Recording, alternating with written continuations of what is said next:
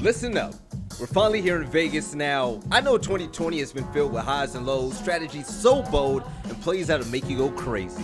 For some, their careers were just getting started, and for others, they had no idea where it was headed. You really think that we were done with this story? Not like this. Oh, you must be out of your mind. Amongst the greats, we welcome new and old challengers to the scene. First off, let me introduce you to XSET. This team have a big chip on their shoulder. You have Drip and Filthy making montage plays. These men are looking like a problem. Let's talk about Beast Coast, led by the one and only Fozo and joined by a veteran named Ghost with a bloodline coming from Rise Nation and Sonics. Coming down from Canada, we know all about Mirage, with the change to bring in Hot and Cold from Dark Zero. They're looking to roll past the competition. Hot and Cold is gonna clutch! What a huge play from Hot and Cold! Dark Zero's coming into this LAN League to make a statement. With the latest pickup of NJR from Disrupt Gaming, looking to frag away to get some more championship titles. But it's NJR with the ace! With NJR going to Dark Zero, this team are looking to disrupt the competition. And with their freshest pickup, they're looking to be nothing less than iconic this season. Like a breath of fresh air, Oxygen are looking to destroy the competition as well. With highlight players behind the likes of Foxay and Laxon, and picking up their two newest players in Kino and Yaga, look for Oxygen to clutch their way to the top of the leaderboard. Now more than ever, this team really looks like the Supersonics. Super has put together the right squad, and picking up players such as Rexon and Yeti, they're looking to muscle their way past everybody. I was just as hurt as everyone at home when I heard that Canadian had retired. But you know what? When it comes to world champions, and yes, I'm talking about Space Station Gaming, watch out for their latest pickup, Rook. And also behind the clutches and big plays from Bosco, Rampy, and the rest of the players out there, you already know what to expect. Another team that's stacked with superstars from top to bottom. When it comes to Chala, you can count on him when it comes to clutches. And when it comes to entry fragging, we all know what Merc does best. There is nothing you can do when you're up against the likes of TSM. Who's ready for 2021? This is the NAL.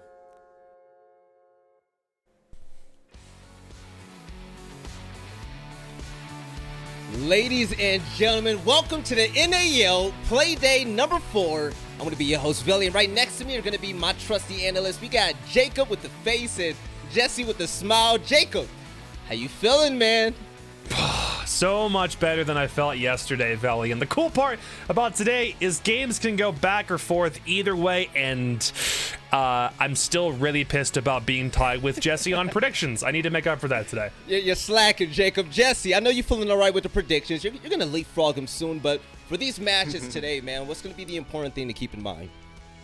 I think the important thing for me is going to be the standings. You know, the first couple of Playdays, things are kind of all over the place. It's like, oh yeah, you know, we've got a 4-way tie for first, yada, yada, yada. But now that we're kind of like halfway through the season, we're really going to get to see, you know, who's on top, who's on the bottom. And it's going to be kind of interesting to see who actually is shaking out to be at the top and who's actually shaking out to be at the bottom. Because at this point, if you're towards the bottom of that leaderboard, you might not be able to climb back up. Nope, not at all. So, ladies and gentlemen, in case you're wondering, okay, I'm used to seeing one Playday a week, and now they have 2, and there's going to be 3 soon. I'd like to introduce you to our Super Week. Starting this week, we're going to have 2 Playdays a week, and also the last week, we're going to have 3. But let's take a look at the standings as well, such as Jesse was talking about. Jesse, we saw Oxygen at the top yesterday, and then things have changed immediately. Now we have Dark Zero taking the lead. Yeah, no more Oxygen, the kings of the NAL. Dark Zero stealing that throne away from them as Oxygen suffered their first loss yesterday. Now, they are still in second, a 3-way tie between TSM, Sonics, and OXG. Following that, we've got the teams that have at least 1 win. That's going to be DG, Space Station, and Beast Coast. Mirage and XSET yet to find wins, but because Mirage managed to get an overtime loss against Dark Zero in the very first week, they hold 1 point over XSET, who have played 2 games so far, both of which were losses in regulation. So XSET, you know, opening game today, they're hoping to get up on the board and finally find some points. It's the 4th day, but look at the spread already between the teams. Yeah. Like, hey, it's going to be about time to start picking it up. But also, like I said about the Super Week, we have another play day. And to see who's playing today, let's throw it up on the screen. The first match of the day is going to be XSET versus Beast Coast. But Jacob, if there is one game that you would love to watch more than others, which one would it be? there's two games that I really, really like. The first is that UFC style game that we talked about between OXG and the Sonics, match number 3. But the one that I also like today is XSET against Beast Coast, the one that we're about to talk about. Both of the old Challenger League teams from last season facing off in a one-on-one environment. And as Challenger League alumni alongside Jesse, I can tell you this is about to be a barn burner. All right, so let's jump right into the action and let's talk about the very first game of the day, Beast Coast and XSET, and let's introduce Beast Coast. Jesse, looking at this roster and where they've come from so far, Challenger League upsetting TSM. Beast Coast has shown us so much good and just a little bit of bad. We've seen some weakness in their last play day, but now we have to question what happened their last series. Was there a player bringing them down? Was there not enough chemistry on the board, or was it just a bad day for this roster? Because from what we saw against TSM, I was expecting something crazy. Yeah, I think that obviously between XSET and Beast Coast had a tough time in the opening or in their second matchup of the season where they played against Dark Zero. That was obviously a tough opponent to go against, but I think that it's not necessarily one individual player that's been dragging them down. This is the only team in the league where every single player is negative. Even teams that are below them right now in the standings at least have 1 or 2 players going positive. The best in terms of KD on their roster is Rudy, who's 13 and 14, only -1. The worst right now for them is Sippin, 7 and 16. And keep in mind, Rudy's their hard breach. He leads the league for most plants out of anybody in the NAL. Sippin, on the other hand, has yet to find another attacking operator that isn't Ash. So I'm hoping that we see the fragging players on Beast Coast step it up a little bit more. You know, you can't have Rudy being the one carrying this team, especially since he's going like 13 and 14, right? I mean, it's not that good. He's not Kino level, right? So Beast Coast definitely have a lot to work to do stepping up as a squad as a whole. Their aggressive playstyle isn't going to work every time, and they got to figure something else out. Yeah, so Jacob, we were excited to see Beast Coast try to cause an upset 2 play days in a row. It seems like Dark Zero really caught on fast to their sporadic aggressive strategy. We expected Beast Coast to throw the kitchen and the sink with him in that matchup, but it just didn't turn out that way at all. Not even half of what we expected. How good can Beast Coast really be? What do we really know about them?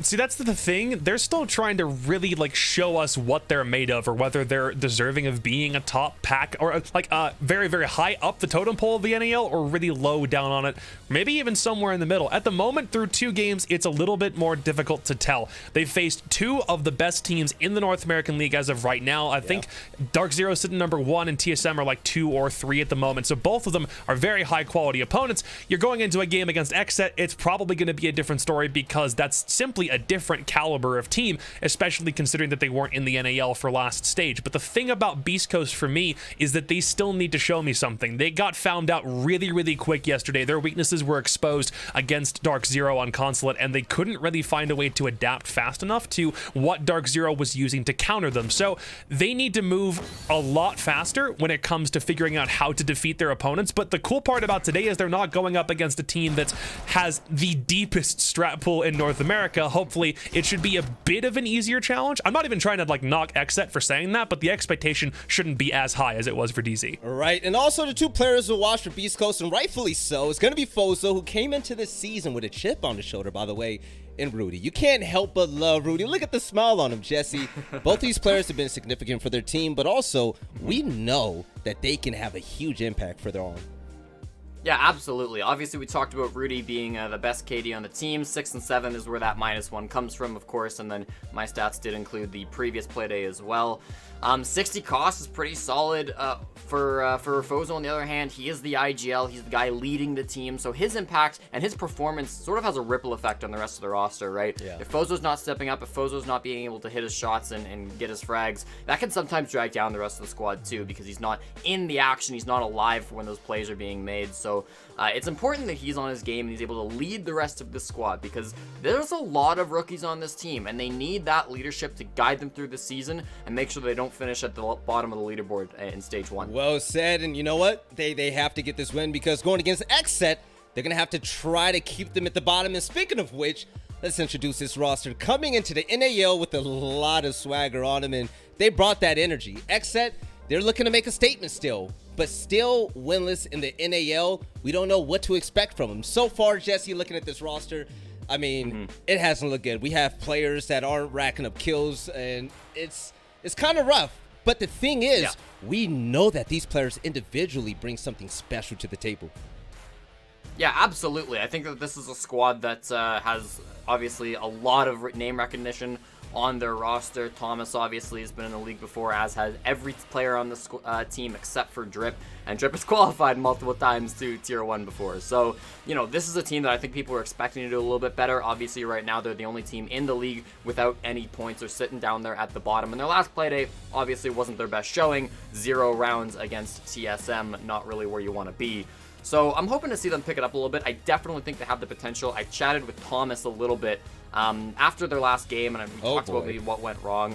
He talked about, the mental was obviously a huge part of it. They really just weren't in it. The energy wasn't there for the team. And he talked to me about the challenges from going from CL into this, new environment on NAL, not only moving to best of ones with LAN and all of that, but also having to revamp the roster. Back in CL, they had Fozo and Sweater, and Sweater particularly was very important to this team. They sort of built their whole strats around him, and then of course we ended up having one of their players retired, the other one got banned. They had to pick up 2 new players, and so it's been more restructuring to be focused around everybody.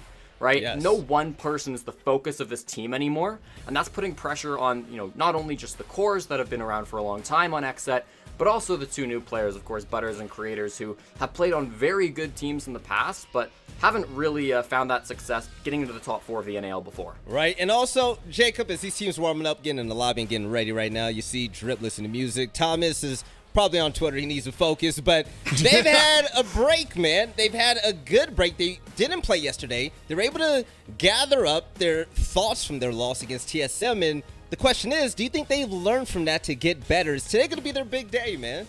I think they do have some things to learn from those previous 2 games. The thing that we kind of have already forgotten is that they went 7-5 against a very strong start OXG team all the way back in week number 1. And having the super weeks now does pose a challenge to some of these squads because you sometimes have less than a 24-hour turnaround between games, which again, like I mentioned yesterday, isn't something that we've seen in the North American League before. Sometimes you have more than a day to be able to prep for a different team. But differently to every other squad, aside from the one team that isn't going to be playing today because of their bye, XSET only had to prepare for one squad, and that was Beast Coast. Beast Coast have had to prepare for XSET and Dark Zero from yesterday, so they've had to do double the work. In this case, though, for XSET, at least for this week, they only had Beast Coast they had to worry about, and that's easily going to mean that they can hyper-focus on only one team and mean that they're not bogging themselves down with remembering too many things or having to bounce back and forth between strats. So I think they already kind of have an advantage, if only for that reason. And if Beast Coast are kind of on the back foot and maybe show some of the same mistakes that they showed yesterday, XSET probably should be sitting pretty in this matchup. I mean, XSET should be sitting pretty, and as we get the maps brought up, production, feel free to throw it up whenever it comes in. Jesse, we have to name an X factor for XSET to get their first win, and we know they need it, man. Who's the player on this team that you want to see pop off, or it could be a team thing? Yeah, I think probably the one player that has been maybe not disappointing, but the player that I'm expecting a lot from is Butters. Butters is a player that we didn't get to see in the first year of the NAL. Obviously, he was a staple on Temple Storm before the NAL got started back in Pro League Season 11. Butters was, a very popular and very talented player. Right now, he holds the league record for the highest headshot percentage, which, tells you, if nothing else, the guy can hit his shots, and I have no doubt about that. It's really just finding his groove, getting back into it mentally. Particularly, I think working with creators will be a big boost for him, back on with his former teammate, because Butters is just like such a fun player that can make these crazy plays. He's on that Zoe, that sledge, he can make this really exciting stuff happen, but he hasn't really done that yet for the squad, and so that's been a little bit disappointing for me. I'm hoping to see him turn that around and pick up some big frags today. And you know what? This type of conversation is always weird to me when we're talking about XSET. And Jacob, I feel like you feel the same way about this as me, okay? So let's paint the picture for the viewers out there, okay? XSET, they're doing so good in Challenger League, and they had a team change. They come to the NAL, and this is their redemption tour, not just for one of them. We're talking about every single one of them. You see Filthy right there with the hat on? He was replaced when he was in Pro League. He's always wanted a chance to come back, and he's here to make a statement. Take a look at Creators, a standout for Tempo Storm last year for the NAL. Thomas has been waiting to come back. Drip, of course, and Butters are here, but Jacob, if they continue to start slow, is it going to be time to panic for this team, or do you think that they still need time to build up that chemistry to play with each other? Because we know that on paper, I expected this team to pop off. I actually expected this to be a top 5 team in the standings, and right now they're looking winless, man. I still believe in them. It's not the end of the world, no, because stage 1 also kind of sits in this interesting space for a lot of teams that don't have to worry about playing at the 6th Invitational in a couple months' time. The thing about it is, if there is something that goes wrong in stage 1, it's not the end of the world because you're also not facing the possibility of relegation. So if you're going to try out something, or maybe do something a little bit differently, or something isn't going according to plan on your squad, then the pressure is considerably less than if this was for a major spot in stage 2, or if you were worried about relegation in stage 3, like as the season goes on. So if something isn't going right, you don't have to sweat it too hard, at least not for right now. We all know that XSET did have a bit of a hiccup last week. It was something that obviously could not be avoided, especially in the case of Filthy, but all of these players are hungry. They're all deserving to be here because they've all either qualified or played at a T1 level in North America before, and they all do have chemistry. 3 of these guys won Challenger League on the same team with one another, and the 2 players that they brought into the fold were players that had been, playing with them or against them for a while. They've played right together. Some of them have probably lived together before. There is existing chemistry here. It's not the end of the world, but you do still have some slight concerns about how a team is going to do if they have a slow start. It's okay for right now, though, I think. Jesse, you have your stats page up for both of these teams right now? Yes, I do. I say we get ESPN on this, right? All right, so looking at these 2 teams with this matchup right now, we're looking at Beast Coast, a hyper-aggressive team, facing a team that's very similar, right? So when we pit those play styles together, I mean, what's the attack rate versus defensive rate for these matchups? Because I feel like that's going to be important for these rosters. We have the VOD for them, and I feel like we should be comfortable with those stat lines. These are actually really interesting stats. I'm glad you brought this up. Beast Coast have a 50-50 win rate on both attack and defense, 50-50. Which is pretty rare to see. Kind of reminiscent of TSM at the early stages of last year, actually. They were around 52-52, if I'm remembering correctly. Okay. That's enough to get them the 3rd best stat in the North American League for attack and the 6th best for defense because, of course, the league does lean towards the defenders. But for XSET, they've definitely been struggling more so. They have a 25% attacking rate and a 29% defending rate. That's the worst in the league on both attack and defense. Now, a lot of that comes from their last Playday, but that last Playday only had 6 attacking rounds and 1 defensive round. That defensive stat really doesn't have a great excuse. So definitely an area where XSET needs to work on. Low sample size. Totally keep that in mind, but right now the numbers aren't looking good for the boys in black and red. Jesse, you're so good for that every single time, man. For the viewers out there, I know you've been waiting. The players are almost ready now, and with that being said, we got the maps done. Jacob, we're going to see if we go to Chalet again, and Jesse. Oh, please. This is your domain, man. What's going on? Okay, well, these teams are tough because we haven't seen a lot of them. They were both in Challenger League last year, which means they didn't have a lot of maps played. Chalet obviously not going to be brought in. XSET wanted to ban that out. Clubhouse and Oregon are the 2 maps where these teams played against each other in Challenger League. XSET won both of them. Those are going to be the 2 bans that Beast Coast start with. They end up banning out Cafe Dostoyevsky. We end up on Villa, one of the favorite maps of the NAL, but not for these 2 teams. XSET have yet to win a single round on Cafe in an official match. We're going to Villa, though, so I don't know why I wrote that one down, but Villa's definitely a better one for Beast Coast than XSET. I think that Beast Coast here on Villa, they had a huge upset win over TSM to start the 2021 NAL season. Obviously, that was a huge map for them, and then XSET, this is a map that they've only played once. It was a 7-5 win over the Supersonics at the SI qualifiers. It's a map that teams often choose to ban against XSET. So I think that upset factor for Beast Coast matters a little bit more, but who knows? We'll see how it ends up playing out. I like this map for both of these teams now. I feel like their aggressive nature and the way that they explore the map, like they don't leave real estate open for the taking. They fight for it, right? They want to meet you with those choke points. And now with that being said, this is it. For the first series of the day, let's open up predictions. Jacob, you've been quiet for a second, man. XSET, the team with the chip on their shoulder and winless. You heard them. They're hungry. Versus Beast Coast, a team that we've seen beat TSM. And they've proved that they might have something in there. Who do you think is going to pull out ahead? So XSET have a coach, Beast Coast don't have a coach, and having that kind of support staff at a North American League level is incredibly important. You also factor in the fact that Beast Coast have had to prep for 2 different teams, and XSET have only had to prep for 1. You would hope that XSET are probably in a little bit more of a better mindset, and Beast Coast just came off of a pretty devastating loss to Dark Zero from yesterday. So I'm going to give it to XSET on this one. Okay. It's kind of an optimistic pick, I know, because you could have this game swing either way. This is one of the 2 that I'm still kind of on the fence about. I do want to see more games go to overtime. We've had one game go to OT so far in stage 1, so I do want it to go the distance, give both of these teams a chance to really show their stuff, but I'm very much hoping this is where XSET gets their first up. I feel like this is gonna be good, man. Jesse, you going Beast Coast or you rocking with the set? Listen, both of these teams have had one really impressive win and one kind of devastating loss. In fact, well, I should say one impressive showing and one not so impressive showing, right? XSET at least got 5 rounds off auction. I do consider that a relative win for them, despite it being an L on the leaderboard. That was still a good showing from them. I have to imagine that for XSET, that stronger showing was more of the norm rather than the exception. I got to imagine that cafe match was the exception. For Beast Coast, I'm not so confident. It did feel like they're playing a little bit, kind of wild, kind of cheesy with some of those Dark Zero plays that they were bringing out last Playday. I'm also going to go with XSET in this one. I think that they are the safer pick. I trust the players a little bit better to be able to come back and, they got 7-0 last Playday, but I've got to imagine that's not going to happen again. These players are stronger than that. I do appreciate you going with the same pick that I do, because this means if we're both wrong, then neither one of us pulls ahead of the other. So fuck, makes me feel good. Yo, I'm letting you know now, this prediction right here is going to be extremely hard. So on the end of XSET, we've seen consistency in inconsistency, and we've seen consistency in them not being at that level yet. There's players that pop off and players that just go missing out. You see them on a milk carton at the end of the day. But also Beast Coast, what does it tell us when they have that performance against TSM and then they fail just like they did yesterday?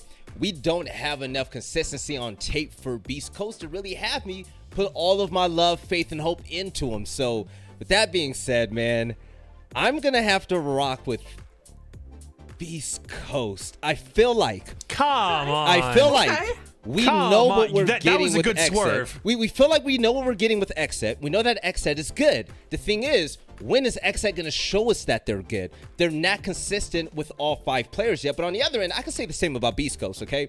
I put a lot of stock into Anthony. I think that Anthony can be an impact player. I think he's phenomenal when he wants to be. But what we saw yesterday, I'm shaking my head at Anthony, man. Anthony was not the Anthony that I knew. That him, Rudy Fozo, and everyone else on this roster, including my man Ghost, they have what it takes. But Jacob, I asked Jesse about this earlier. The players are almost ready. So for the viewers out there, I'm going to start the game soon. Jacob, what's going to be the X factor in this matchup? What's going to be the most important thing to look out for, especially on Villa? For me, it's going to be Butters. The man has been a little bit low on his stat line the past couple of days, and especially the way that they played against TSM really didn't help. He hasn't been able to get going yet, and I was looking for Iconic to do that yesterday. A player who we already know has a lot of fragging potential is supposed to be kind of leading the charge for his team behind his stat line, and he hasn't really been able to get there yet.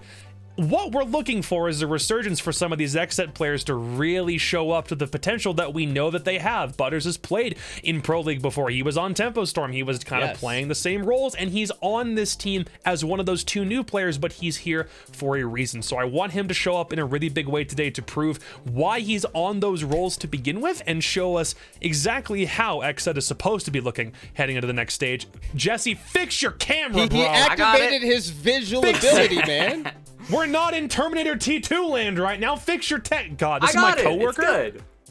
All right, so Jacob, before we jump into the game and the break leading up to it, the drops. Tell the viewers out there how they can win something just by tuning in today. So if you wanted to get more Faceit points as that and packs, there's so many different drops that you can get from the North American League. The esports packs is really simple. All you got to do is link your Twitch account to your Ubisoft account and then watch for 4 hours at a time, and you have to manually claim 3 packs per week. But you can also do it with your Faceit account. If you link your Twitch to your Faceit, you have to go to your Faceit account. There's an option to link your Twitch on your own profile page and make sure that the 2 of them are synced together. Then continue to watch the North American League. Wait for those drops to show up in chat, and then also periodically check on your Faceit account to see if you've got any of those points there or something that you can redeem. It's literally as simple as link the 2 of them together, make sure you've got the streams up, and then you just might be able to spend some of those Faceit points on some of the team cosmetics that are now available in the Rainbow Six Siege stores. It's a pretty damn simple way to get some free stuff too, man. We got a lot of good looking skins that came out recently, but fellas, it's almost time. Ladies and gentlemen, coming up for our first match of the day, we're gonna have Beast Coast next set, but first, let's hear a few words from our sponsors. We are XSET. XSET's an aggressive team that likes to make plays. We have the aggressive play style, and people hate it, and it kind of breaks a lot of teams, but our main priority is winning. The roster changes we made was creators for Sweater, and for Prophecy we got Butters. Feels good to be with this roster. I've been friends with them for like a long time. I'm really excited to get started working with them. I've had my experiences throughout the NAL, but with this roster I'm ready to teach them the ropes and what I know and try to propel us to the top 4. Before we made these 2 roster changes, we were blowing everyone out in Challenger League. We went from losing to Altiora and Invite Quals to beating them 2-0, so there's a lot of good that came out of those roster changes. I'm the IGL. Basically in game, I'm the guy that, shot calls what we need to do, what needs to happen. Filthy's on my other set of eyes since he's on the entry role. We're kind of like the hype guys on the team. We try our best to talk the team up. Tommy and Filthy are there to get the vibes up. I'm there to level everybody up like a mediator. I try to keep people calm. I'm one of the trolls of the team. Like, I'll crack jokes 24/7. Outside to inside the game, I go from cracking jokes and stuff to being straight on, like, yo, it's business. Let's have fun and let's win. For us, it's just maintain the positive vibes as much as we can. We don't like that negative energy here. I just think I bring a lot more vibes and like energy with a team. I just like to be a good influence, just keep everybody in check and promote people, healthy habits. I got Filthy in the gym now. You have good outside of the game, you'll play even better in game. I have a very flamboyant, personality-filled team. There are lots of characters on it. We're a bunch of goofballs. Very energetic, very outgoing. The overall environment is just nothing but good vibes and us just having fun, being ourselves. Everybody is just all laughing and all this stuff. We have a ton of hard workers, but we have a ton of personality on this team too. I think that's what separates us from the rest. We're here for business, but we're here to have a good time and make the people proud and give a good laugh or two. One of our biggest strengths is working together and making plays together. We trust in each other making plays. It doesn't matter if it's our hard reach going in for 2 kills. When he sees it without even opening up a wall, if he gets those 2 kills, that's fine by me. I think our strengths are definitely how we handle really pressured situations. We don't lose composure that often. We're very gritty. We always maintain a high energy level. I think our biggest obstacle is ourselves. We're a new team, so we're gonna have to take time to really mesh. As soon as we have a little bit of time under our belts, we'll be back up there. We definitely feel like we are underestimated and overlooked. To say that we're gonna prove people wrong, of course we are. We only dropped 1 map the whole season, and we actually grinded for the spot. So, we won CL for the spot. So to say we don't deserve it, oh no, we're the ones that deserve it. We won to get here. We feel personally that we can hang with anyone, we can play with anyone. The only way we're gonna lose is us making mistakes. We definitely have a chip on our shoulder heading into this season. The hungry dog runs faster. I think we have a lot to prove. All of us have had chips on our shoulders. None of us have ever been handed anything in this game. Now we're here to make a statement. There's a lot of doubters and there's a lot of talk about us. We're here to surprise people and we're here to win and win championships. We're not in it for the money. We're not in it for any of that. We're just here for glory and greatness. We belong here. We have the pro league experience. We have the work ethic to do it. We want to win. We came here to win, so we're going to win. We're ready to shock the world.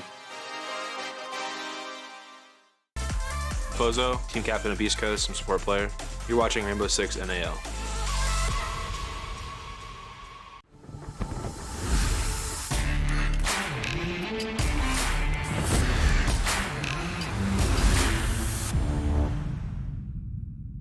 It's the start of our 4th Playday here in the North America League. My name is Antero. I'm joined by Kickstar. As always, we're actually fast approaching 4 years together, Michael. It's and you haven't even proposed yet. Unbelievable. I know. But I am just an absolute sloth. I think Young actually has the trademark on that because all of his branding is sloth related. That's true. But you can quarrel with him. You guys were teammates once. Anyway. Way back.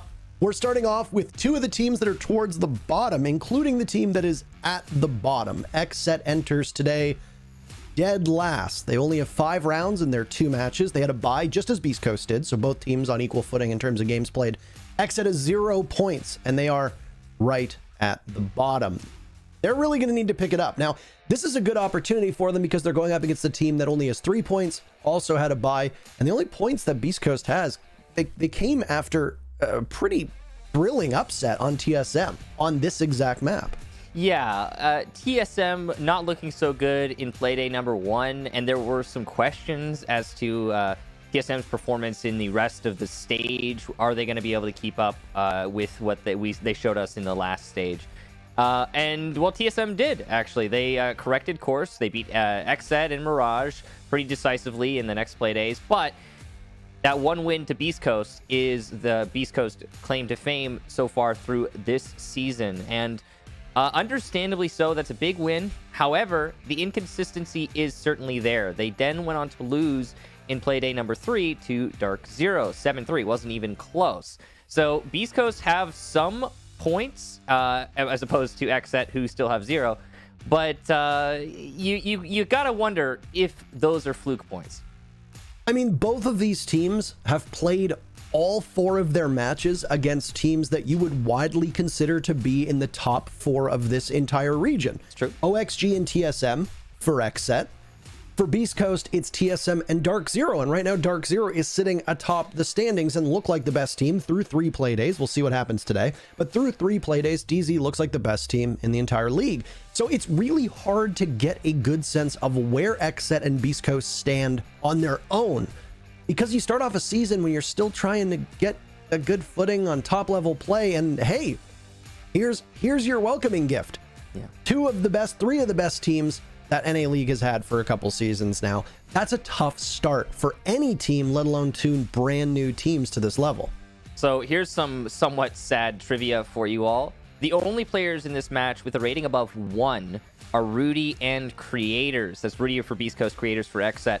Which one is going to pop off is the community poll for the day. So it's another head-to-head, Rudy on Beast Coast, Creators on XSET. And those stats, they tell a little bit of a story. I mean, to be fair, Ghost and Filthy are somewhat close to 1.0 rating, but everyone on Beast Coast and XSET basically are having a rough season. Generally speaking, for those of you who don't know, a 1.0 is about average, maybe a little bit over average for the league. So having a 1.0 means you're doing okay. You know, you generally want to have above that. You know, Bosco right now leads the league at 1.39. But, you know, we've got players like Anthony and Butters who have 0.61. That's not so great. It does tell, as we talked about, a little bit of the story of these teams. But without further ado, we're going to go ahead and get into the match. It's going to be Villa with XSET on defense, Beast Coast on attack. The beautiful polished floors in the Italian countryside as we will go to Villa. A very nice brown map. Everything is roughly the same color with the same rug, just strewn throughout the entire building. We'll start off the operator ban phase. As you see at the top of your screen, XSET will be defending first. Villa is a map that is typically more favorable to the defenders. This has kind of changed. There's been a bit of ebb and flow here with Villa where we've seen plenty of attacker-sided Villa matchups. It could possibly be the case, but obviously we'll wait and see. Both of these teams are extremely aggressive and play I would argue, a slightly less refined style. And heading into the matchup today, Villa is actually pretty much 50-50, but it's only been played 1 time this stage. And funny enough, it was Beast Coast who played it against TSM. Your operator bans are locked in. Thatcher and Ash removed. Ash being taken out by Beast Coast is an interesting one. That's obviously not just a counter from a utility perspective, but there are good Ash players on both these teams. Falcon Wamai are your 2 defenders removed from action. All right, with these bans in, the most interesting one obviously is going to be the Ash, but it makes a lot of sense. You know, in the past, Ash ban, well, haha, that's very funny. Who are you countering? But in this case, honestly, getting rid of that X-Blow, even if it's not a direct ban against any particular player, getting rid of that X-Blow can be very useful. So I like the Ash ban for the use of, for example, a Goyo. We're seeing being brought out right now on XSET side. Of course, it was Beast Coast who actually did ban Ash, but you know, it's still an interesting one, and I like to see new things like that, or not new necessarily, but different things like that being brought out. I'm gonna check the stats here. I think Ash is likely a operator that XSET is making good use of, because we've seen a lot of specific counter bans before, and yeah, actually, I just checked it. Yeah, it is. It's Ash as an operator for XSET is played 98% of the time when available, and she has a relatively high win percentage compared to some of the other operators, 40%. And for XSET, I know that doesn't sound good, but that's actually pretty decent. Yeah, we exist in this weird scenario where Ashe is now too valuable to be your entry, and teams are gambling operators like Sledge or like Buck or Nomad, etc. on more entry style plays here. Even though I would argue in many cases the Nomads that are typically involved in early action are not in the right place. But Ashe, yeah, she has 3 breaches and 3 breaching rounds as well, both of which can do a lot of work. And with how much we've seen Buck fall off, it's been a significant improvement for attackers now that they have access to somebody who can do all that work. Anyway, first defense is going to be upstairs. It's Aviator in games. This is the most common spot. And Creators narrowly misses out on an opportunity to tussle with Ghost.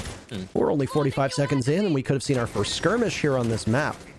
Yeah, so that's 2 mistakes that you all just saw live. Mistake number 1 was on Ghost. He did not wait for his drone to call trophy clear. Mistake number 2 on Creators, impatiently holding that angle. He had the advantage, no information gathered on him. He could have just sat there, waited for the free kill to walk into his arms, but he panicked on the fight and fell back. At least he keeps his head and he'll be able to continue to waste time. But those kinds of mistakes are the type of mistakes that really put teams like Beast Coast and XSET where they are on the leaderboards right now. Also, just want to say here that this was a theme yesterday. A lot of players are changing their names.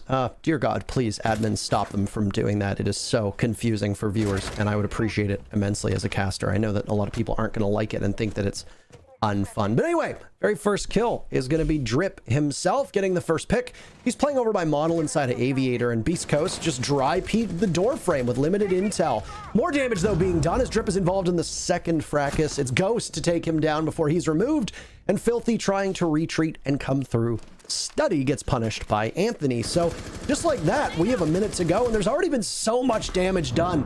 More to come from it, though, as Sippin' on OJ peaks and Creators punishes him for that. And Beast Coast now trailing in numbers. It's just Anthony now, and he'll have to find 3. He's got 50 seconds to do it, but that's really not going to matter when it comes to the actual fights. Nice nade. Down goes Creators. The Goyo shield plus the nade doing just enough damage. So this gets a little bit more workable for Anthony. He also seems to have information on Thomas playing by the bar. The ping's coming out. If he can win this fight, it's a 1v1. Sees the head, but can't land the shot. Butters able to finish things up, and it's a beautiful round for XSET. Off of the early pick from Drip, they carry it forward to the end. Got a good hold here on a map that is known for being, as we said, defender friendly, and honestly, I was really surprised with how limited utility that we saw on display between these two teams. Like, there were dry peaks on door frames, there were very few drones guiding them up, there was a Yana on the board, there's 10 drones at your disposal, and yet you still seem to be having issues figuring out where XSET is playing. Yeah, I know there was a mute, I get it, that obviously stops drones, but alone, that shouldn't be impeding them. I mean, you saw Ghost upstairs with Creators as Creators fell off. Ghost gets droned in more accurately, and that's a pick on Creators. And he did drone him out, actually, but he was a little bit too slow, and it didn't look like it was the best coordination that we could have seen possible. Now, I also want people to temper their expectations with these two teams, because when you have a roster get elevated to this level, you're going to have some struggles with coordination. I mean, hell, we see some of the best teams in the NA League still struggle with coordination. And there are times where teams like DZ, or we see teams like TSM, they'll do something and we'll kind of scratch our heads and go, that doesn't really make any sense. Why would they do that? Sometimes things get chaotic. You can forgive the occasional issue. But in this case, it's something worth keeping an eye on, because the remainder of this matchup will likely have this intel denial being a pivotal part of the defense. We saw it yesterday. Lots of teams have defaulted to running Mute and Mozzie. When coupled with a Rooney, it can tend to be quite good for wasting time and wasting utility as well, because we're out of the utility soak meta. We're kind of back in that intel denial meta that we saw with Mute and Mozzie for so long, but there's still tons of deployable shields, Malusi, and a Rooney there to waste or soak up your utility. Yeah, I think one thing I'm noticing with the meta as of late is that it's not so rigid. Ooh, early entry here from Beast Coast. Thomas will do a little bit of damage. Down goes Ghost from the assist, but there's Ulin on the entry into Study. Even exchange, but definitely favoring Beast Coast in terms of HP, even though the body count is the same for both teams. Sorry, we were talking about the meta. Yeah, I mean, it's fun to look at how things changed, right? We had that real heavy utility soak meta where Wamai was a menace and Jaeger was being brought all the time, and there were tons of deployable shields, and they, Ubisoft came in and made some changes to that, mostly by getting rid of deployable shields on a couple of the operators, then obviously nerfing Wamai, and then they nerfed Jaeger as well. And yeah, we're still going to see Jaeger get played. He's got a great gun, and he's got a gadget that's really important. Wamai gets banned out by most teams every single time, so he's not going to be as much of a factor. But teams have now just kind of went back to a somewhat of an older style meta. Obviously, XSET is not favoring it that much because Mute is a very potent operator in almost every capacity, so expect to see him, though. I don't know why Drippin has the MP5. Drip should probably be running the shotgun, but this seems to be a conscious decision. And I mean, it works. It works for one kill. He's got two, technically, but from this spot, perched up by the bomb chassis, well, he's in trophy room, and he's collected 2 trophies so far. Rudy and Ghost looking good on his wall, I'm sure. 1 minute left for this Beast Coast team to execute into the site, but all they really have is top red control, and they still have roamers as creators downstairs to deal with. So lots of problems here, especially as we see Sippin peek into Butters. Not a great decision, I guess. The 81 is going to get you there. Down goes Drip, which makes this a little bit more workable, especially with Butters, Filthy, and Creator all being on low HP. Bozo's going to take some damage, though, pushing in from Master, and down goes Anthony at top red. So no more crossfire for Beast Coast. It's all going to come down to Fozo winning 3 gunfights, and he can't even win 1. Creators will lock that up, and that's 2 in a row for XSET. Am I missing something, or where did that hard destruction go? I'm through 2 rounds right now, Michael. I'm having such a hard time figuring out what these teams had planned, especially for Beast Coast on attack here. You're inside a Master, but action is occurring on the other side of the map. 2 people die over by 90 trying to just dry push into trophy. And I'm going to say dry because they're not trying to flash anything out. There's no stuns coming out from Zofia. There's no harassment from below. There's no drones. It is literally just people trying to challenge angles without any utility at their disposal. And it makes me kind of scratch my head. And every single hard breacher is presently available. Yeah, Thatcher is banned. Yes, a lot of teams don't want to risk a Maverick on the wall of Master. It's not the meta anymore. But you've got a Thermite, you've got Hibana, you have Ace. You can run both of them. You can take care of the Mute Jammer. That's the only denial from the defenders. And yeah, it didn't seem like Beast Coast was interested in doing any of that, especially when 2 of their bodies are buried over by 90. It didn't make any sense to me. Yeah, well, you're absolutely right that there are many options here for Beast Coast on attack. I just don't think that they're going to use all of them, to be frank. Strategically, I don't think that we've ever hailed either XSET or Beast Coast as being like, the foremost in the league. They have some good ideas and some nice setups. I really like what we're seeing from XSET right here. Take a look at this. This is a castle barricade mirror window setup for top floor on a kitchen defense with vertical play involved. I really like this setup. This works even on a trophy defense. You can do a lot of fun things with this kind of thing. So this is cool from XSET. On Beast Coast side, they're doing a lot of dry peaks without droning themselves in. They're going for a lot of really risky plays, and it's not working out for them. I don't really know how else to put it. They need to be a little bit more careful with their positioning and with their execution. A bomb has been located.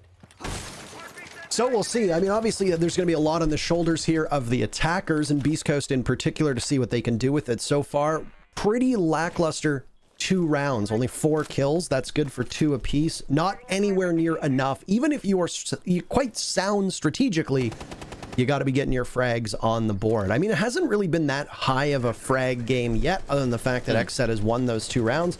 Haven't seen anything really spectacular in regards to fighting. So far, it's been kind of an interesting attacking setup from Beast Coast through 2 rounds, and honestly hasn't really seemed to make XSET sweat all that much. But Butters manages to get the leadoff kill for XSET. Yet another. The defense have been mighty fine at starting things off with these first bloods, and it's an unorthodox position from Butters that does not get exposed, does not get droned out from Beast Coast. Finally doing some droning work here. Beast Coast trying to get a foothold over by China. Not an easy push, but it's doable. With Butters on Astro Stairs, it's made a lot more difficult, but he's been droned out. The call's there, and Fozo with the peek. Beautiful team play there for Beast Coast. Man count gets evened out, and with still a minute left on the clock, Beast Coast can make some work happen here on the actual site. The execution can come together as we near the end of this round. There's Fozo with another. He's hitting his shots quite remarkably, and those are his first 2 kills. Rudy downed. He won't be able to break the 0 that he's got next to his name. So Filthy will now need to reposition himself from over towards Laundry. Fozo finished off by Drip, and it's Drip and Filthy with some marks to capitalize off of. His position was known, but Filthy can't hit those shots anyway. So Sippin and Ghost will now need to battle Drip, who's locked out of the bomb site and with a Vector, not ideal for long range. Again, another messy round, but Beast Coast is the one to capitalize off of it. Are you as like thrown off as the fact of the fact that Drip and Sippin exchanged their suffixes? I mean, there's 4 players in this game who are not using their actual names. Technically, Thomas isn't because of Da Thomas, but I mean, obviously, I'll cut him some slack on that one. Right. The one thing that people at home aren't aware of is that, or might not be aware of, is that because this is a LAN build, they set their names every day that they log in, so their names can be entirely different. I think Yeti went with pre-workout Yeti, then he went with just Yeti, and then he went with Spaghetti Yeti. And it's cool every now and then, but I mean, Butters is Mantequilla, which is I think what people call him on his stream. Regardless, yeah, it's kind of confusing, and I'm trying not to be a wet blanket because I think it can be fun. But I understand for a lot of people who are watching this, they're gonna be like, well, where's Butters?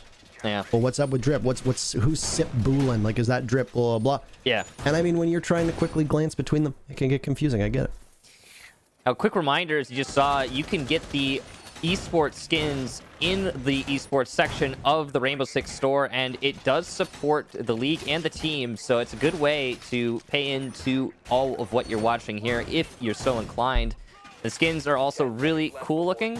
They are collectible as well. I mean, I think there are only a couple people who have like all the esports skins across all of Siege, and there's been a lot of them for a lot of years, and they're, the older they are, the cooler they are. So when you're looking at your skins in like 5 years, I want to have the esports skins that are coming out right now.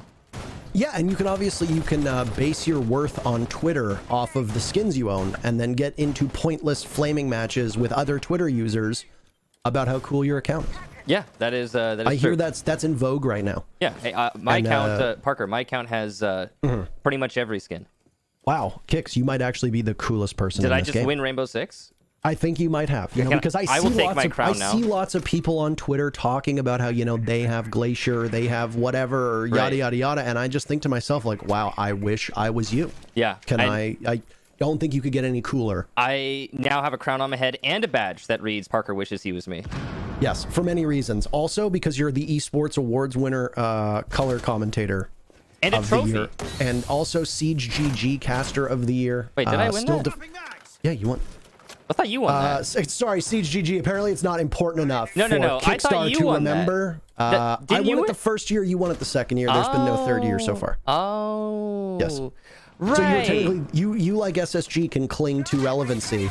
Woo! Because anyway, here's the action. There really hasn't been all that much, but Discovery worked. This is an angle you were showing off on stream yesterday, actually. So they've obviously been paying attention, watching the main stairs, and I know you remember that exact part. Drip is dead, Ghost is dead. Both teams are in a 4v4. Yeah, you showed that exact angle off on stream yesterday on your own personal stream.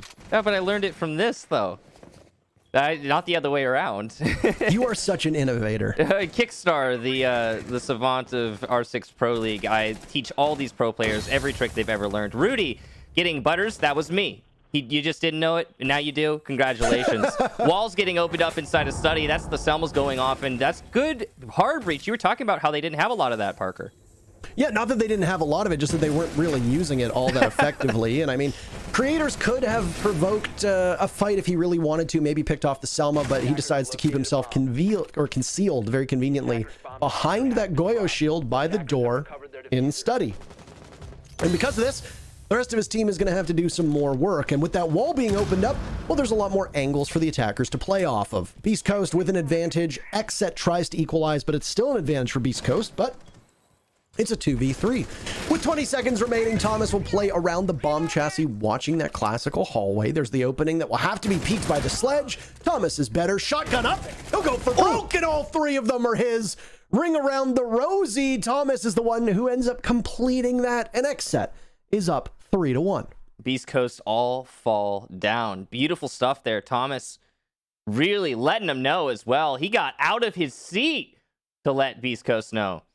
So we are going to have a pause here. It's a technical pause. Don't know exactly what the issue is, but we're going to be reviewing something. Looks like it actually has to do with Thomas. Interesting. I guess he's getting all the attention right Thomas, now. please. Thomas. Excuse me. Thomas. Thomas. Thomas. And Thomas with beautiful plays, and yeah, I'm not sure what's going on, but we're fixing it up. XSET are up 3-1 right now. This is looking much like an XSET map, just straight up. Because, I mean, we're seeing some util play here from Beast Coast, but I'll be frank with you, Parker. I agree with your assessment earlier. It's lackluster, and it's almost too little too late. Like, for example, the study wall getting opened up into the bar. That's great. But guess what that didn't stop? It didn't stop Thomas from getting, Thomas from getting a three-piece from behind the bar. And if you're opening up that breach, you got to play it. You got to apply pressure. It's not just like you can't just do it to be like, oh, hey, look, we opened the wall. You got to actually effect some change with that. Nobody from Beast Coast played study. Yeah. So Thomas is at the bar with his back to the breach, and the three players from Beast Coast all push Classical Hall together. Mm-hmm. Nobody in study to watch. Nobody pushing the door. Obviously, they're wary of that Goyo shield that's positioned by the door in the study. I get that. But there's no crosses held. There's no pressure on the extremities. It's just all three members of Beast Coast decide to go through the single doorway. And I could put together hour-long montage of smoke and mute players behind that bar inside of games, watching that doorway, just crushing attackers as they try to go in with 5 seconds remaining on the clock. Yeah. And yet it continues to happen. I understand that the breach that was opened up by the ace might not be in a position where you can vault through it. And if you're going to vault through it, it's going to be in a position where you're likely going to be vulnerable. People know that when you're vaulting in windows, when you're vaulting over breaches, etc., other than being on rappel, it's the most vulnerable you can be at a point on a map. Understandable. But I mean, the way Thomas is playing, the way he's swinging, the way that breach is established, you can play that angle. Yep. You can play that angle, or you can try to pressure over towards Aviator at some point. But instead, Beast Coast abandoned the control that they had on those extremities, on the periphery, and decided to all just barrel through the same door together, once again with limited utility, because at that point they might not have had any. Fair enough. There's only 10 seconds left. But that's not a winning strategy. Yeah. Unless you have people double peeking, or unless there's some form of pressure below, or pressure from the side, or from behind, there's not much you can do. And yeah, it's great that Thomas did that, by the way. But I don't want to take it away from Thomas, but I got to be the guy and say it's actually really not that impressive. That's pretty routine stuff at this level, because you get a major assist from your opponents playing it poorly like Beast Coast did. Yeah, so the power of the SAS operator needs to be highlighted as well. You know, this is basic siege, of course. You're going to have either your smoke or your mute playing behind that bar with the shotgun SMG-11, because SMG-11, for those of you who didn't know, has the highest DPS in the game behind the double-barrel shotgun with the slugs, the Bozji. And that, of course, doesn't count when calculating DPS. So SMG-11, you're winning a gunfight with that, right? And then your shotgun, that SAS shotgun, that's your one shot at that range almost 100% of the time. So it's the perfect kit to hold that. That's why you set up the crossfire like Parker was discussing. Anyway, we've been on that one little bit for a long time. It's because it's a good highlight of how the strategy for Beast Coast is failing and how their awareness of the crossfire and the angles that they need to play is lackluster. In this round, looks like it's going to be a heavy roam, but Beast Coast want to deal with it directly. They're droning out below, and they've got 3 players on the entry downstairs trying to hunt those roamers. XSET does not seem to be leaving themselves exposed to that, though. They are playing much safer upstairs. Actually, sounds like it might have opened something up with that first Selma tossed out by Rudy. I'm assuming that was the bathroom wall, or at least the closet wall leading into the bathroom, because, well, everything is totally solid. They've switched out the Hibana and are said going with the Ace. That's a Selma that's thrown low in hopes of evading an impact that gets tossed in its direction. And the Mute Jammer's picked off the wall, so there you go. Beast Coast are doing something that they weren't able to do when they attacked this bomb site back in round number 2. That's open it up. Beast Coast will now have some significant advantages that they didn't have before, which is pressure on the bomb site. The longer you allow the defenders to get entrenched on the bomb site, the harder it's going to be for you as an attacker, especially if your opponents have it designed so that you bleed through your utility and need to take gunfights. Only a couple seconds remaining. That's a great shot from Fozo onto Drip, and a relatively common spot for Drip to sit on as well, back by Trophy. So immediately, Beast Coast finds themselves with an advantage, and Fozo almost takes out Thomas as well for good measure. C4 goes out following the nade, and not enough damage done. In fact, no damage done. Rudy's going to take down Creators to finally XSET find the board as Da Thomas will eliminate Sippin. He's been downed, though, making this a 2v4. Alda in hand, Butters is going to try and pick up Da Thomas, get him back into action, but as he does so, Filthy will die in Astro to Rudy, meaning that the last 2 defenders are trapped in Trophy. Make it just 1, though, as Butters is actually swiftly dispatched by Anthony. Beast Coast have their best round so far. That looked incredibly solid as soon as they got to the execution. So a couple things happened there. Number 1, once that wall got opened up from Master into the bomb site, you saw 2 separate players from XSET have to scramble off of their positions and then sit somewhere else on the bomb site. Now, there wasn't a huge roam presence from XSET, and that was because BC's attack came exclusively from one direction. They knew they wanted to take the bathroom. They knew they wanted to take Master. They changed things up. Whereas before, Beast Coast had attacked over towards 90 and maybe thought about taking control of Astro. Beast Coast now went all in on a Master take, and it worked out quite well. They had presence downstairs. They took out the Mute Jammer. The wall gets opened up, and XSET needs to scramble to try to hang on to this bomb site. Now, it looked like there's only one player playing over by A.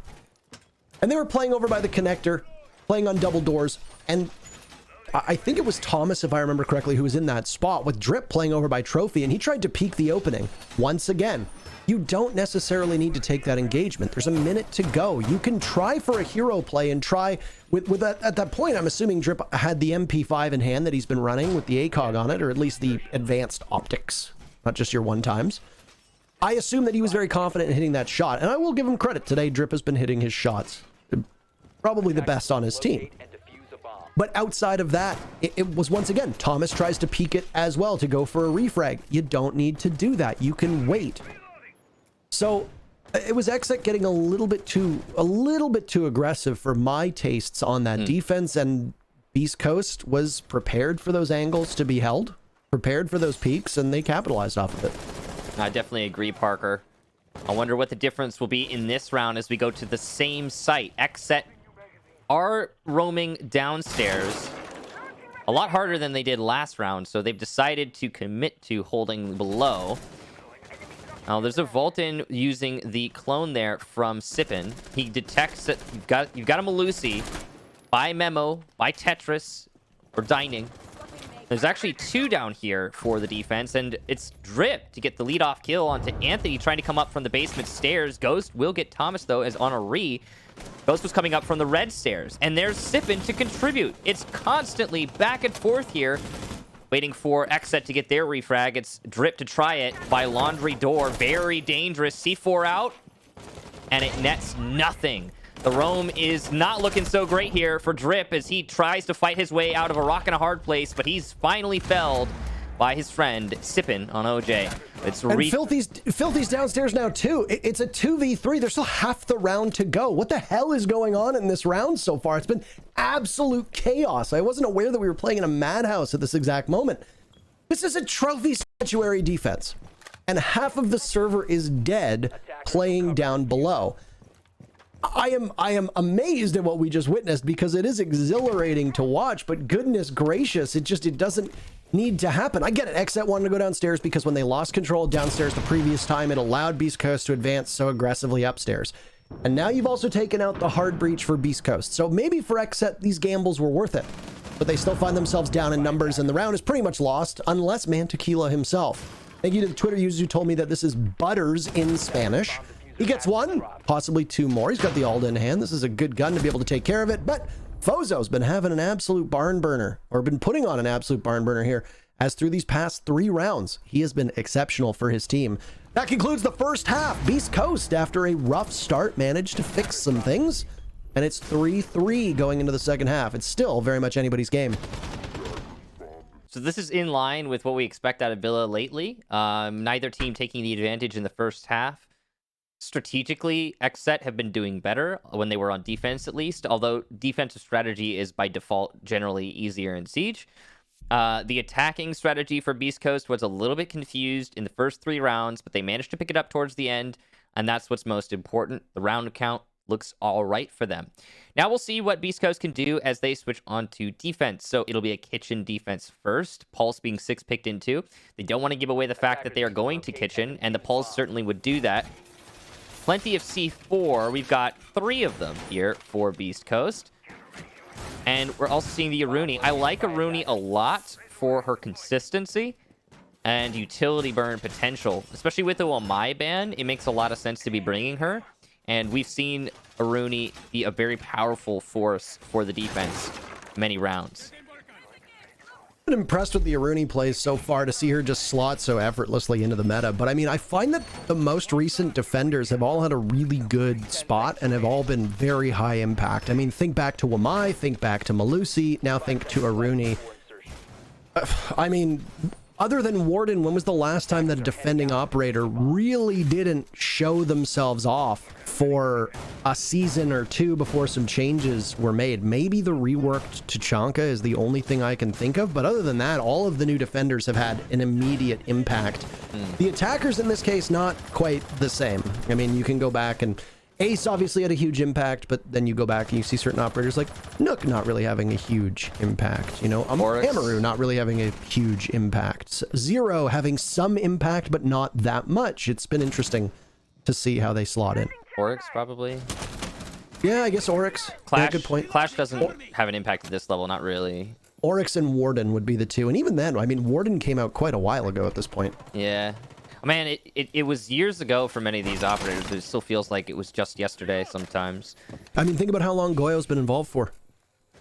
Yeah, he's been out for... It doesn't feel like it, but he's a pretty old operator at this point. He's getting changed too. Like he's getting a rework, and a pretty extensive one. He's losing his shields. Nice C4 there that misses for Beast Coast. Vozo trying to, I think, get outside of the bathroom window, but it looks like he hit the lip of the window. So if it had gone out, he probably would have gotten a kill. Unfortunately, he did not. So are you saying it was not a nice C4 then, even though you said nice C4, you lied? So I said nice C4 mid-trajectory because I thought it would go through the window, but he missed. So I don't believe you. All right. Well, you know, I know what I said and why I said it. This is nice clear, that's for sure. And Rudy's shield will be destroyed by the lifeline from Filthy. Good teamwork, but it cost a man. And yeah, Anthony is down, but he might be saved by Beast Coast. So slight advantage for the defense so far. Yeah, I'd be very happy here if I was Beast Coast with the way that you played that one out, because even if you didn't get a kill onto Butters, you still killed almost 2 minutes of time.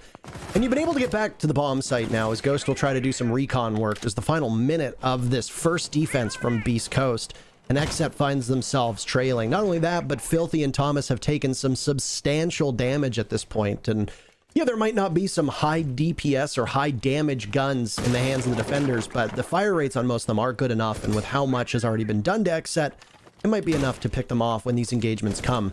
XSET is still focused on that upstairs take, though, as they alleviate all the utility and gadgets that will make that advance harder on the bomb site. All the while, Anthony's been picked back up, so Beast Coast will be fighting at full strength. Sippin is going to retake the top and try to do some significant damage if he can. First kill from XSET will come out with 20 seconds remaining, and now Sippin engaged, but he loses it to Thomas. Now the advantage is XSET's as they have to push towards the bomb site with only a tiny bit of time left. This is going to be tough for them to do. Attempted to defuse, but then they're falling off, and now it's Beast Coast to clean up the bomb site, waiting very patiently for the last 2 members of XSET to charge in. They'll need to grab that diffuser and attempt the plant. Creators does it right at the nick of time, but it's the sidearms from Beast Coast making the statement. And with it, they managed to shoo away the last members of XSET on the bomb site. Beast Coast takes their very first defense. I'll be frank with you, Parker. I thought Beast Coast were starting to throw that straight up. The forced retake up red, as well as Astro Stairs, was going to cost them a lot in the long run if it didn't work out on the vertical play. Luckily for Beast Coast, XSET had done a significant amount of work on the floor, or the site ceiling, whichever you want to call it. And those holes made it so Beast Coast, when they eventually did get control above, were able to put in work in denying that plant. As well, the anchors on the site, great job at just being a thorn in the side of XSET's execution. Well done indeed. Beast Coast narrowly bringing that one out. But I do say narrowly, and I really mean it. That push, especially by the Jaeger at top red, I mean, just go into bore. Like, you don't have to open up the statuary door. If it's barricaded, go into bore. You're going to give away your play. There's no way you're going to win that fight against the LED5 at a long range with an ACOG. So, I mean, yeah, scary around there for Beast Coast. They still won it, though. That's the most important takeaway. We're going to go to Aviator now. A site that has proven to be, honestly, like, I don't think Aviator's as good as it used to be. It's so played out now that it feels like half the time people execute on it, they can't make any mistakes. The attack just knows this site so routinely. I like that they went to kitchen first, though, and I mean, it was the only the second time we've seen this bomb site emerge. Most of the action is going to take place upstairs, almost as if it were a trophy statuary take for most teams on attack. Yeah. Kitchen has risen in recent times and has actually supplanted trophy statuary as the second most preferred bomb site for an awful lot of teams, and the reason for that is what we refer to as that floor buffer. It's the same reason why a lot of teams are no longer holding the top floor on Cafe, but are instead opting for reading or mining down below, because they're still going to play that top floor. The difference is the objective is not there, so you've got that extra time and space to be able to fall away. Just as I say fall away, Rudy's in a position where he might need to as well. Yanaclone spots him right now playing on main stairs, and well, he's just going to continue to fire as much as he can from very long range. And keep in mind, the abundance of ammo that these defenders have allows him to do that. Rudy can continue to take pot shots for the remainder of this round and still finish with a full magazine in his gun. He's not going to be able to do it now because as Fozo got downed, Rudy gets finished off on the stairs, and like that, XSET finds themselves in good position. But once again, look at these HPs. Thomas and Creators are both lit up significantly. Filthy is dead. Butters is dead. There is still half of the round to go. This is some really interesting stuff that we're seeing occur here. Anyone remember what Parker means when he says interesting? He explained it last time. I think it was... I have no idea what you're talking about. I'll leave it to the mystery then. Nice nade from below from the Thomas. Doesn't matter if he has low HP, if he can land nades like that. Now, even man count, but still an advantage for Beast Coast, not only in terms of HP, but also in terms of control. Beast Coast are well poised to simply wait out this round. XSET have to present some kind of execution strategy, or they're not going to have any hope at winning. They do still have hard destruction, so that's a major factor, and 2 nades on Creators. So lots of potential for a play here. Here comes the Yanaclone coming up red stairs. Sippin does not want to give away his roam. That's the main thing. If he could just persist here without giving himself... Oh, there it is. And he has done it. He's given himself away. C4 goes out on top red. And it gets shot, I would assume, by De Thomas. Well played there for Thomas. Nice reactions. Speaking of nice reactions, down goes Sippin as he tries to flank Creators. And now this is a 2 versus 3. Favor the attack. Scratch that as Thomas peeks and is peeked by Anthony. 23 seconds left here. Beast Coast just need to wait out and deny the plant with their 3 gas canisters. That's going to be easy for Ghost to just huck them into Aviator and wait for the round to be a dub. Here comes the clone, but down goes the last teammate of Creators, so he's got to clutch past smokes and get 2 kills. It's just not going to happen. Time will be the real nemesis here for XSET, and they will win a round. Well played to Beast Coast for taking it. And if you looked at the last 3 players that were available for XSET, you had the Hibana at half HP, and then the last 2 were both on just a shred of HP in both Thomas and Creators. It looked like it was about 10 to 15 HP, give or take. Mm-hmm. How much damage does a smoke do per tick? And you're going to have to cut through a doorway and try to pressure the defense, and there's still 3 toxic canisters remaining from smoke. You're not going anywhere. The only place that you're going is in the ground, and that's exactly what happened. Beast Coast can just simply blanket off the only entry point that XSET has to the bomb site. And, once again, just like we saw in round number 7, round number 8 repeats very similarly. Most of this action occurs on the first floor, very far removed from the bomb site. Round number 7, Beast Coast, their defense, half of it is upstairs, and it is a very aggressive defense upstairs that XSET needs to cut through. In this particular round that we just saw, it's an Aviator Games defense, so it's the top floor, but most of their defense is down below. Similar to round number 6, these teams are playing a very unorthodox and unconventional style here on Villa, and it's been exceedingly messy. It is almost impossible for even the most talented spectator in the world to catch what goes on in the first 90 seconds of this match, or in each round during this match, because they're just constantly engaging in a war of words all over the map. So far, Beast Coast has been doing a magnificent job of harnessing that chaos and channeling it into big picks, good map control, and wasting tons of time. So for them so far, it's been working out really well for them, and they've been coming out swinging on every single round. XSET had a strong start to this map, but they have just absolutely lost the plot, and this is something very similar to what we saw with them when they lost 0-7 to TSM. They had a couple good-spirited rounds, and then they were just in absolute free fall. I don't want to say that XSET is in free fall yet, but it certainly looks like it's the start of a plummet. If they can't make a course correction here, they're going to hit the ground pretty fast. I don't know if this is up to date because they might have changed it since the last time I checked. But last time I checked, it was 15 damage every half second or 30 damage every second. And the gas canister lasts, I think, 10 seconds. But I don't know. By the way, I wasn't asking for a scientific breakdown of how much damage it does. I was more so making a point that it does enough damage to kill. I know. Oh, okay. But I felt like it needed an answer anyway, because not everyone knows. You crunch the numbers. Yeah. Well, I mean, again, I don't know if that's actually up to date because they do change, they tweak these stats, and the last time I checked that was, I want to say like a year ago or something. So it's it's probably up to date. I don't think they've changed smoke that much recently. Anyway, what I do know is that this round is halfway done. XSET has control below the site, and they have also opened up the wall. So this might be a better round for XSET than what we've seen in the past, because they put in some work. They haven't lost any manpower yet. They've got some good control. Things are looking up. It also sounded like Drip used more than one set of the X-Kairos upstairs. Usually you have 18. They can fire in those 6, 4, and 2-round bursts. And you could hear some go off earlier on, and now there's some that also went onto that master wall. First kill is going to come out for XSET. Down goes Fozo, who has been stellar so far for Beast Coast and has been the standout in my mind on this team in the ways that he's able to get pretty high impact frags. Sippin is ready and willing to engage on a fight into trophies. We've seen the slowest round over the last 4 rounds here between these two teams.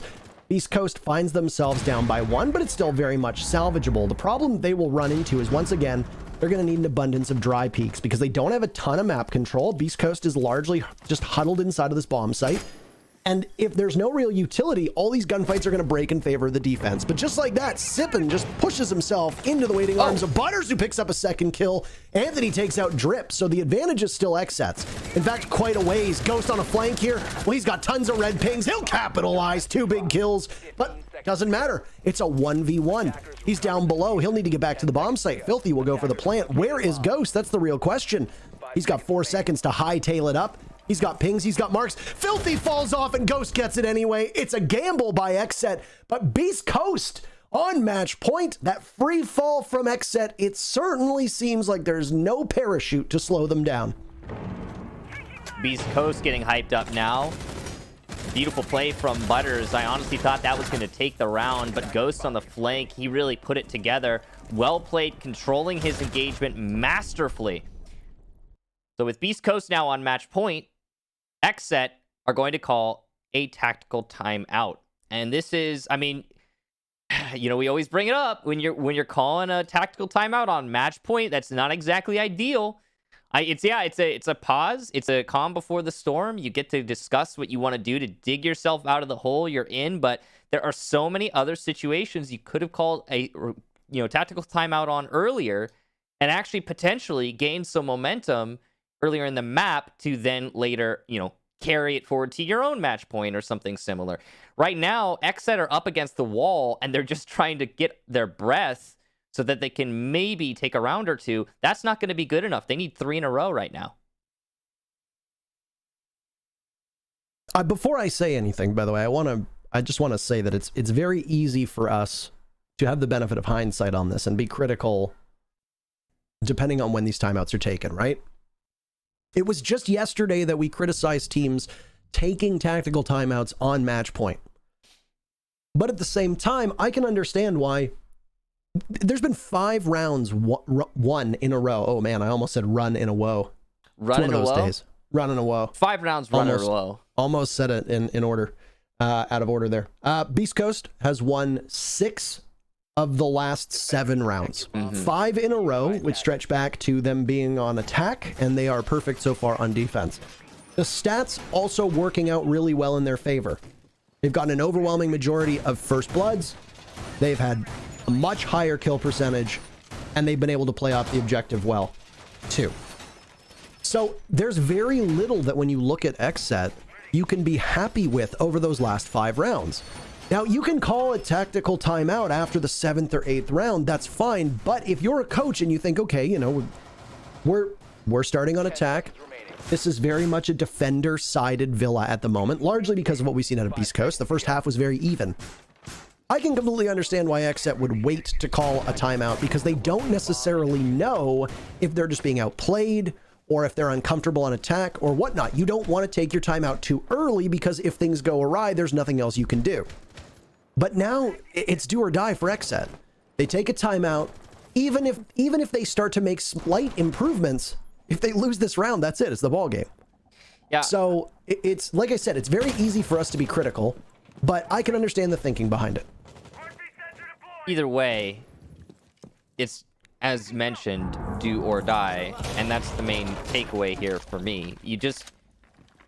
Everything's going to come down to these early picks here, and as you mentioned, Beast Coast have been the ones in the favor of that for a lot of the rounds. We'll see if Sippin's able to get this flank off. Not great droning, but he might be spotted. Finally is spotted, but oh, creators, you need to have a little bit more patience, my man. I know it's weird that Sippin's at books, but wait for the drone to call it clear before you push in. Another kill there for Sippin as he repositions to vault. He's got the rotation already set up, and as Butters loses half of his HP. Yeah, Sippin's low, but he's going to get a third as Thomas vaults in through Boar window, and it looks like Sippin has just secured the round. We'll see if Drip and Butters can clutch it up. This has been a very, very hard map to understand between these two teams. Beast Coast has shown some sharpness here and there, but ultimately this has been, oh boy, it's been messy back and forth. Both teams just, in many cases, foregoing utility, foregoing intel, and just playing off of themselves. I don't think I've actually seen a pro-level matchup involve these many gunfights. This many gunfights. That just, there's no intel. Here again. Easiest 4K. Sippin is 1 away from claiming every single player in this server, and you can take a timeout, but you can't take Sippin out of the server. He's got the case down in front of him. All he needs to do is peek 90, and he sees it. It's an ace. It's a flawless round, and it's the matchup for Beast Coast. They take it over XSET 7-3. Yeah, you guys didn't see it, but Sippin, as it ended there, he said LOL in all caps, and then he said, I guess I'm not supposed to say that on broadcast, but I mean, LOL is right. That's got to be the easiest ace of Sippin's career. Well played. He earned it for sure, but let's still like comically easy the way that came together. Every fight was a 1v1. XSET just gave Sippin a series of 1v1s. I mean, I have no other word to use to describe this. That was hilarious. I mean, I don't want to sound like we're belittling them, but that has to be the most chaotic pro play match I have seen, and we have casted in a very long time. It did not resemble Villa whatsoever. It resembled almost the Lion era of aggression between these teams and between all teams, and Beast Coast were by far and away the better team in that engagement. And it's really funny because, I mean, XSET started out so strongly. They got first blood in the first 3 rounds. They continued onwards, getting 3 of the first 4, and then after that, there was absolutely nothing. You've spoken about this time and time again, about how teams, especially XSET, are good vibes teams. And when XSET, they need vibes, they need to keep their head in it. Right now, when XSET starts to lose, everything goes totally south. It happened in the OXG match to a certain extent. It was very evident in the TSM match, and is now very evident here as well in their match against Beast Coast. And I don't know what they need to do. I don't know if they need to settle down. I don't know if they need to work on strats. I don't know if they need to just talk out their feelings or what, but there is something that goes on with this team's enthusiasm levels that they just, when their mental starts to get bad, it all just goes to hell. So, not sure. I mean, we're not psychologists. We're not here to dissect them or do a post-mortem on that matchup. That's what the analysts are for. So we'll give them the unenviable job of cutting that one up, but we'll go back to a break first and then we'll come